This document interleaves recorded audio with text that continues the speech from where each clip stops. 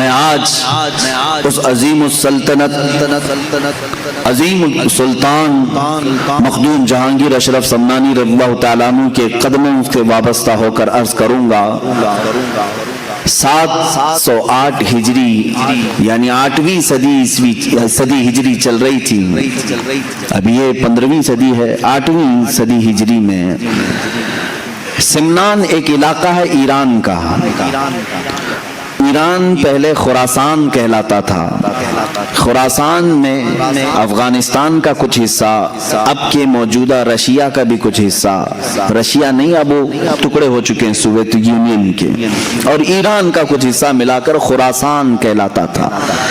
خراسان کی حکومت کا جو دارالسلطنت ہوا کرتا تھا وہ سمنان ہے، کیپٹل سٹی، اور سمنان کی جو حکومت تھی اس کا خاصہ یہ تھا، اس کی اسپیشلٹی یہ تھی کہ یہ حکومت ہمیشہ سادات کی بارگاہ میں ہوا کرتی تھی، آل رسول اس تخت پر بیٹھتے تھے۔ سمنان کی حکومت کو سنبھالنے والے سادات ہوا کرتے تھے، بادشاہ بھی سادات میں سے تھے۔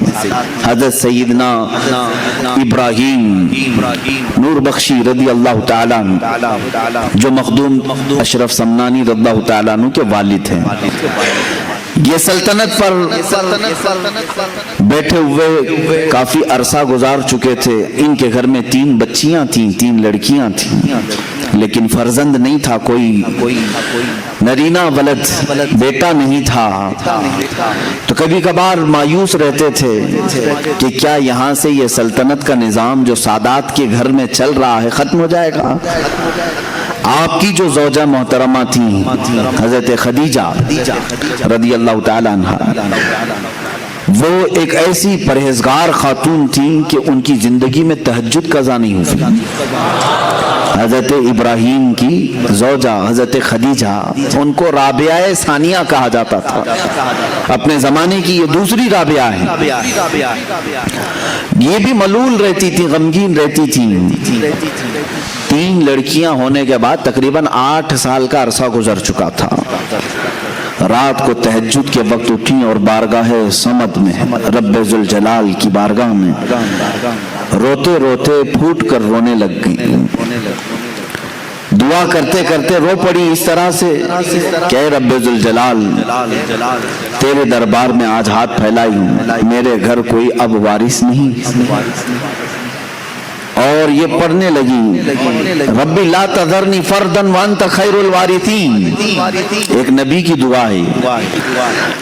اور پھر اپنے آپ پر یہ ملامت کے طور پر کہنے لگی کہ تو بھی کیسی خاتون ہے کہ رب تبارک و تعالیٰ کی منشا اور اس کی مرضی میں خلل کیسے ڈال سکتی ہے، اس سے وہ چیز کیوں سوال کرے جو تیرے حق میں نہ ہو، اگر میری قسمت میں نہ ہو تو اسے جھنجھوڑنا کیوں۔ اخیر میں یہ کہتے ہوئے سو گئی کہ اے مولا، تیری منشا اور تیری رضا پر میں مکمل راضی۔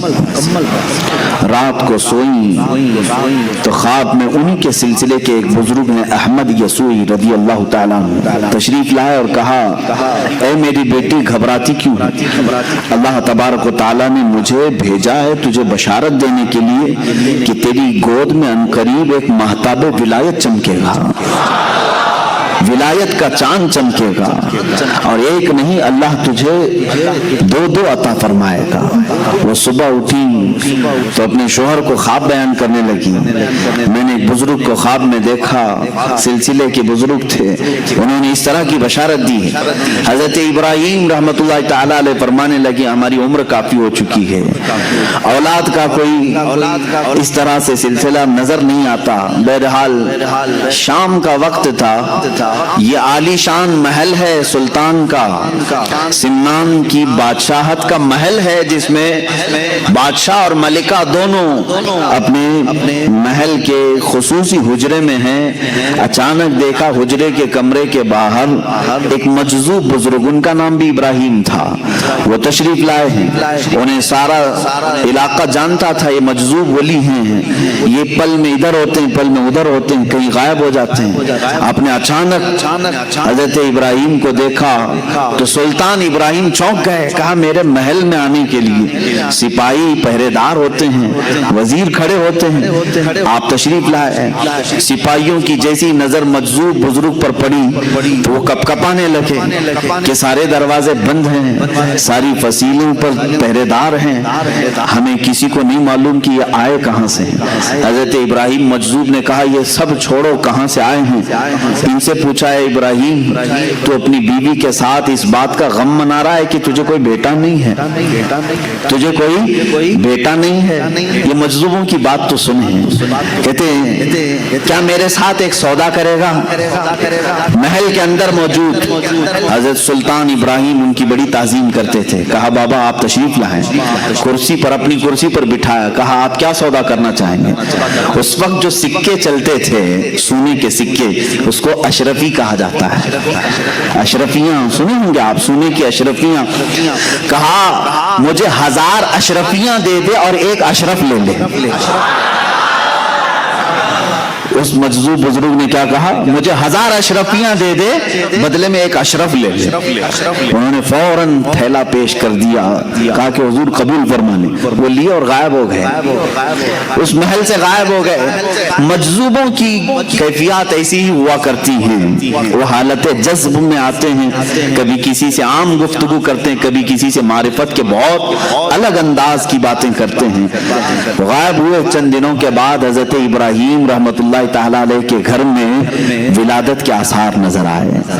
उनकी अहलिया मोहतरमा हमला हुई और उसके बाद जो बशारतों का सिलसिला हुआ, सुनिए। जब इनके घर में 7 महीने का हमल या 6 महीने का हमल था, यही इब्राहिम मजजूब रहमतुल्लाह ताला अलैह पूरे सिमनान में गली में ढिंडोरा पीटते हुए ऐलान करते थे, बाखबर होशियार मुलाहजा हो, बाखबर होशियार मुलाहजा हो।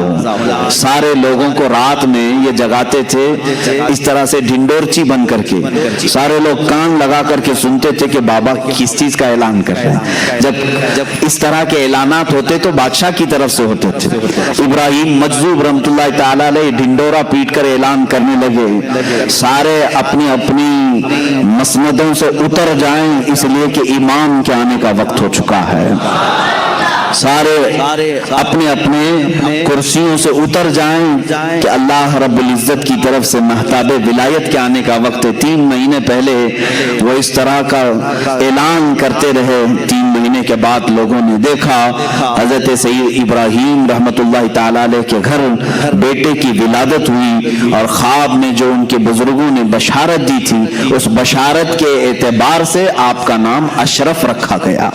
यही मखदूम अशरफ सम्मानी रज़ियल्लाहु ताला अन्हु की विलादत पाक का मैंने तज़किरा किया है।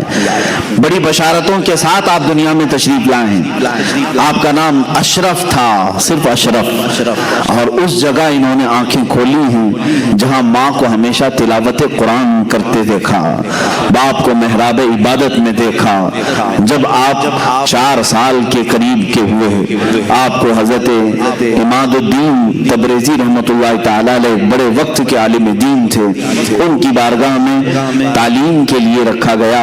वह तालीक मुकर्रर हुए बादशाह के साहबजादे की तालीम के लिए। 4 साल 4 महीने 4 दिन में ये कुरान पाक जो शुरू करते हैं, 1 साल में मुकम्मल हाफिज कुरान बन चुके थे। 5.5 साल की उम्र हो रही थी जब हजरत मखदूम अशरफ सम्मानी रज़ियल्लाहु ताला अन्हु हाफिज कुरान हो चुके थे। 7 साल की उम्र थी उस वक्त। पूरी दुनिया में जो मशहूर किरातें हैं, 7 किरातों से कुरान पढ़ा जाता है, जिसको किराते सबा कहते हैं। आम लोग अब वो समझ भी नहीं पाएंगे कि किराते सबा है क्या चीज, इसलिए कि ये इल्म उठता जा रहा है। 7 किरातों के जानने वाले अब उलमा भी कम हो गए हैं। यानी कुरान 7 तरीकों पर नाजिल हुआ है। 7 कुर्रा इमाम हैं कुरान के और उनके रावी हैं पूरी दुनिया में। हम जो किरात आज पढ़ रहे हैं हिंदुस्तान में, ये किरात इमाम आसिम कूफी रज़ियल्लाहु ताला अन्हु की है। हमारे इमाम क़िरात में कौन है? इमाम आसिम कूफी हैं। उनसे रिवायत किया है उनके शागिर्द ने हज़रत इमाम हफ्स रहमतुल्लाह ताला अलैह, जो आज हम क़िरात पढ़ रहे हैं कुरान को, अल्हम्दुलिल्लाह रब्बिल आलमीन अर्रहमानिर रहीम मालिकी यौमिद्दीन, ये जो तरीक़ा है ये क़िरात इमाम आसिम कूफी का है।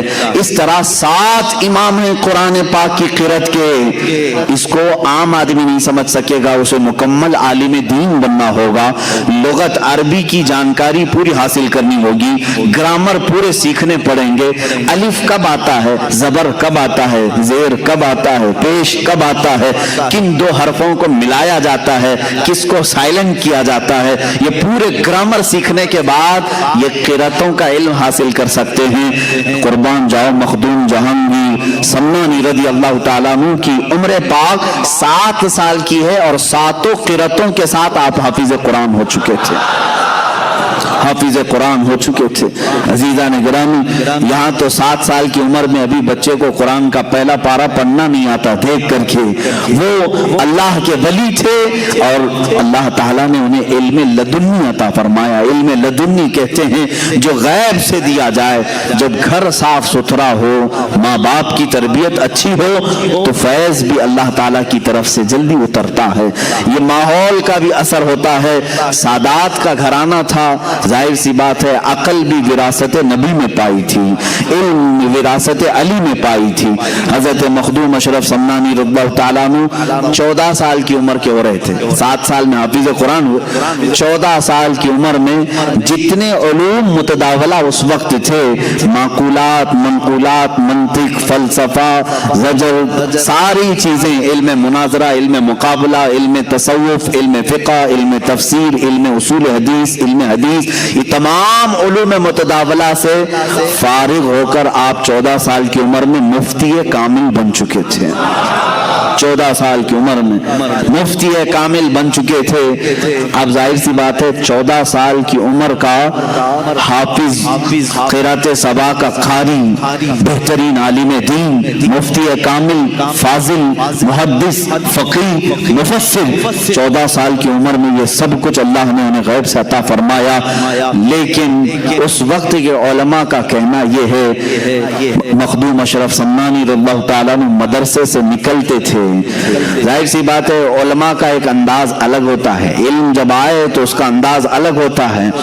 तो मौलाना कहते हैं ना, अब जो इल्म दीन हासिल किया है उसे क्या कहते हैं? मौलाना। तो उस जमाने के उलमा कहते हैं अक्सर हमने अशरफ को मौलाना अशरफ कम देखा, फकीर अशरफ ज्यादा देखा। फकीर अशरफ का मतलब क्या है?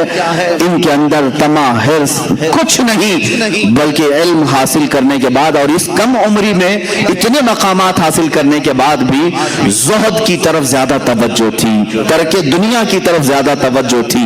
अल्लाह उनका सदका हम गरीबों को अता फरमाए।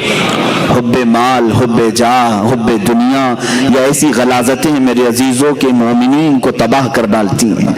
मखदूम अशरफ सम्मानी रज़ियल्लाहु ताला 14 साल की उम्र में किन किन उलूम से आप बहरामंद हो चुके थे? हाफिज, कारी कुरान, वो भी सबा, 7 क़िरातों के इमाम, आलिम दीन, फाजिल दीन, मुफ्ती कामिल, मुफस्सिर, फ़क़ीह, मुहद्दिस, ये सब होने के बाद 15वें साल की आपकी उम्र मुबारक थी। मैं शुरू से चल रहा हूँ आपकी सीरत तैयबा पर।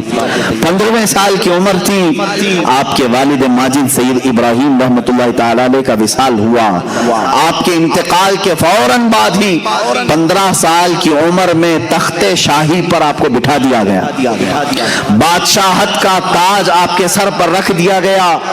किसी ने ये नहीं कहा कि 15 साल का बच्चा क्या बादशाह बनेगा, बल्कि उस वक्त के जितने सरवर थे, बड़े बड़े कजकुलाह थे, सबों ने अपने सर झुका लिए, इसलिए कि मखदूम अशरफ सम्मानी रज़ियल्लाहु ताला अन्हु 15 साल की उम्र में जब कुर्सी शहंशाहियत पर जलवाबार हुए तो आपके फैसलों को देख करके लोग अश अश कर जाते थे। आपके अहकामात को देख करके ऐसा लगता था जैसे कोई 80 साल का तजुर्बाकार बादशाह इस कुर्सी पर बैठा हुआ है। 15 साल की उम्र में बादशाहत आपके कंधों पर आ चुकी थी, लेकिन इस बादशाहत को आपने सिरे से इनकार ही नहीं किया, खत्म ही नहीं किया, बल्कि उसको संभाला, उसको संभाला। कितने साल? 10 साल तक उस अदल की कुर्सी पर आप कायम रहे और पूरे सिमनान को अदल इंसाफ से भर दिया। पूरी दुनिया में उस वक्त सिमनान का सिक्का चलने लगा और हर कोई ये कहता था कि और तो और बादशाह बैठते हैं कुर्सियों पर, लेकिन सिमनान की कुर्सी ऐसी है जिस पर नाइब रसूल और आले रसूल बैठा हुआ है। यह कुर्सी सिमनान की कुर्सी की खुसूसियत थी। रसूलुल्लाह का बेटा बैठा है और रसूलुल्लाह का नायब बनकर बैठा है। इल्म दीन का वारिस भी है और ज़ुहद और इत्तक़ा भी है और अल्लाह रब्बुल इज़्ज़त की अता करदा बेशुमार नेमतों से सरफराज भी है। मखदूम अशरफ समनानी रज़ियल्लाहु ताला 10 साल उस कुर्सी शहंशाहियत पर जलवा बार रहे। उसके बाद मामलात ऐसे थे कि इस बादशाहत की कुर्सी पर रहते हुए भी आपका दिल रात के वक्त मुसल्ले की तरफ लगा रहता। दिन भर अगर रियाया के मामलात देखते, वज़रा सिपाहियों के हालात देखते, रात के वक्त आते और तन्हाई में पूरी रात मुसल्ले पर गुजार देते थे।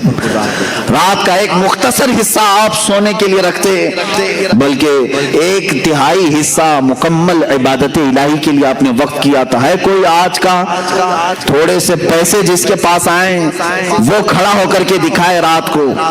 ये बादशाहत जिसके पास है वो सारी सल्तनत का भार उनके कंधों पर होता है, पूरी रियाया का बोझ उनके कंधों पर होता है। ये सब चीजें रखने के बावजूद मखदूम अशरफ समनानी रज़ियल्लाहु ताला अन्हु की जिंदगी में कभी आप ये नहीं पाओगे कि इन्होंने रियाया की खिदमत करते करते कभी अपने रब की नाफरमानी कर दी हो या अपने रब तबारक व तआला की इबादतों में कमी की हो।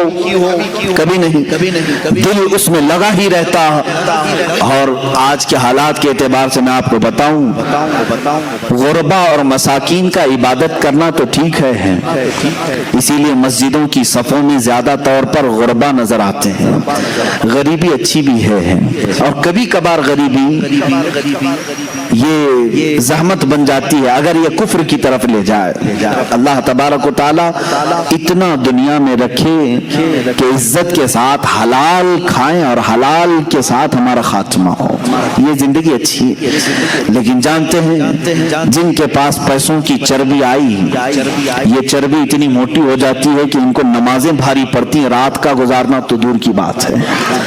आओ मैं एक तरफ इस बादशाह आजम का जिक्र करूं जो समनान की कुर्सी पर फायज है और एक तरफ वो जिसको दुनिया की एक छोटी सी कुर्सी दी गई। जैसे ही इसको नेता की कुर्सी मिली, सबसे पहला काम जो होगा वो ये होगा कि अपने पैसों का अंबार उन लुटेरों पर खर्चा करे, शराब के लिए, जुए के लिए, और अड्डे सजाए जाएं रात भर। आज तकरीबन नेताओं के हालात इस तरह के हैं। मैं सबकी बात नहीं करता, अक्सर और बेशतर अपना प्राइवेट एक हाउस बनाते हैं फार्म हाउस के नाम पर, या फिर कहीं क्लब होगा जहां पर ये रात भर अपने पैसों का इसराफ करते रहेंगे।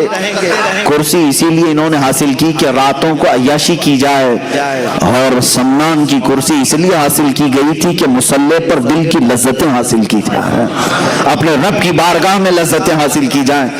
मेरे अजीजों, दुनिया जिसके पास आई उनमें से बहुत कम ऐसे लोग हैं जो इम्तिहान में कामयाब हो जाते हैं, वरना अक्सर को इस दुनिया ने, इस दौलत ने रब तबारक व तआला से दूर कर दिया है। हमने तारीख में ये बात भी पढ़ी, बारगाह रसूल करीम सल्लल्लाहु तआला अलैहि वसल्लम में एक शख्स हाजिर हुआ, उसने कहा गरीबी इतनी है कि पहनने को कपड़े नहीं होते। बार बार उसने दुआ की, दरखास्त की। अल्लाह के हबीब सल्लल्लाहु अलैहि वसल्लम ने एक बकरी दी और कहा जाए इसमें अल्लाह तुझे बरकत दे। उस बकरी में इतनी बरकत हुई कि बच्चे बकरी के बढ़ते गए। उस शख्स को मदीना छोड़ना पड़ा, बकरियों का रेवड़ रखने के लिए मदीने के बाहर एक मैदान में रहना पड़ा, और वहां रहते रहते इतनी बकरियों की फौज उसने जमा की। हुजूर अकरम सल्लल्लाहु तआला अलैहि वसल्लम ने साल में ज़कात तलब करने के लिए अपने आमिलीन को भेजा। कहा अल्लाह रब्बुल इज्जत का हुक्म है जिसके पास 100 बकरियां हो उसमें से 5 बकरियां ज़कात में निकाली जाएं। जब उस शख्स के पास आए عاملین زکات، تو حساب لگایا گیا تو کئی 100 بکریاں صرف زکات میں جا رہی تھی. اس نے منع کر دیا کہ میں اتنی بکریاں زکات میں نہیں دے سکتا. یہ وہی شخص ہے جو اپنی کمزوری اور غربت کی درخواست لے کر کے، شکایت لے کر کے بارگاہ رسول میں حاضر ہوا. اس کے بعد صدیق اکبر رضی اللہ تعالیٰ عنہ کے زمانے میں بھی اس شخص نے زکات نہیں دی. یہاں تک کہ روایات میں یہ ملتا ہے حضرت عمر فاروق رضی اللہ تعالیٰ عنہ کے زمانے میں ایک طوفان ایسا آیا کہ اس کی ساری بکریاں مر گئیں، پورا کا پورا ختم ہو گیا، اور یہ جیسا تھا ویسے ہی ہوا، اور نفاق کفر کی حالت میں اس کی موت ہو گئی. میرے عزیزو، کبھی کبھار مال اللہ اور اس کے رسول سے دور لے جاتا ہے. اسی لیے قرآن نے کہا انما اموالکم واولادکم فتنہ، تمہاری اولاد اور تمہارا مال تمہارے لیے آزمائش ہے. اللہ تمہیں یہ دے کر آزماتا ہے کہ جب میں تجھے مال دے دوں تو میری بارگاہ کے ساتھ لگا رہتا ہے، یا پھر چھوڑ کر کے دنیا کا تو طلبگار ہو جاتا ہے. عزیزان گرامی، سیدنا عمر فاروق رضی اللہ تعالیٰ عنہ کے گھر میں جب کبھی تحفے آتے، دولت آتی تو رونے لگ جاتے، رونے لگتے. آج دولت کی کس کو ضرورت نہیں ہے؟ ہم کو بھی ہے، آپ کو بھی ہے. ہم کماتے ہیں گھر چلانے کے لیے. امیر المومنین عمر فاروق رضی اللہ تعالیٰ عنہ کے گھر جب کچھ بڑا تحفہ آتا یا دولت آتی تو رونے لگ جاتے. پوچھتے کہ کیوں؟ فرماتے ہیں دولت جب بھی آتی ہے تو ساتھ میں اللہ کا امتحان بھی آتا ہے. مولا مجھے آزمانا چاہ رہا ہے، کہیں میں اس کے جمع خرچ کے حساب کتاب میں اللہ کی عبادت کو نہ بھول جاؤں. ہم نے دیکھا ہے حساب کرتے کرتے تو رات گزر گئی، 2 رکعت پڑھنے کی توفیق نہیں مل سکی. مخدوم اشرف سمنانی رضی اللہ تعالیٰ ان دولت مندوں میں سے نہیں تھے، ان سرمایہ داروں میں سے نہیں تھے جن کو اپنی دولت کی جمع اور خرچ کو حساب کرتے کرتے راتیں گزر جاتی ہوں، بلکہ یہ رعایا کے بھی معاملات دیکھتے اور رات کو اپنے رب کے حضور بھی حاضر ہوتے تھے. ظاہر سی بات ہے یہ سلسلہ زیادہ دن تک چلتا نہیں. 2 چیزیں ایک ساتھ چلانا بہت مشکل امر ہے. حضرت خضر علیہ السلام سے آپ کی ملاقات ہوئی. سیدنا خضر علیہ السلام سے ایک دن ملاقات ہوئی. انہوں نے آپ کو ویسی اشغال کی اجازت دی. ویسی ایک سلسلہ ہے، حضرت خواجہ اویس قرنی رضی اللہ تعالیٰ عنہ کے معمولات اور ان کے وظائف اس سلسلے میں دیے جاتے ہیں. اجازت بھی آج بھی اس کی دی جاتی ہیں.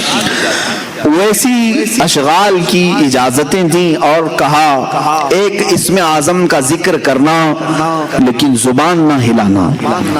حضرت خضر علیہ السلام نے اس کی مشق کرائی. کس کو؟ مخدوم اشرف سمنانی رضی اللہ تعالیٰ. وہ ذکر اس طرح کا ہوتا کہ زبان نہیں ہلتی لیکن دل سے اسے کہا جانے لگتا. اس میں اللہ ہے یا اسم اعظم جو بھی انہیں تعلیم دی گئی. ایک وقت ایسا آیا کہ اس کی مشق کے بعد آپ جہاں بیٹھتے مخدوم اشرف سمنانی رضی اللہ تعالیٰ آپ کی زبان بند ہوتی، دل سے وہ ذکر کی آواز آنے لگتی تھی. جو لوگ قریب ہوتے وہ سنتے تھے. یہ پاس انفاس اس کو کہتے ہیں، سانسوں کو روک لینا، یہ بھی اس میں تعلیم دی جاتی. چند دنوں کے بعد جب ذکر کی لذت کسی کو ملنے لگ جاتی ہے تو پھر دنیاوی تمام تر ثمرات میں اس کا کوئی دل نہیں لگتا. آخر وہ دن بھی آیا جب آپ کو اس بادشاہت سے اور اس کرسی سے میلان ہٹتا گیا اور اس کی طرف سے آپ دور ہونے کی کوشش مسلسل کرتے رہے. اپنی والدہ ماجدہ کے پاس حاضر ہوئے، کہا بس ہو گیا، میں نے 10 سال اس سلطنت کو چلایا، کہیں پر بھی میں نے اللہ اور اس کے رسول کی نافرمانی نہیں کی. عدل سے میں نے پورے سمنان کو بھر دیا.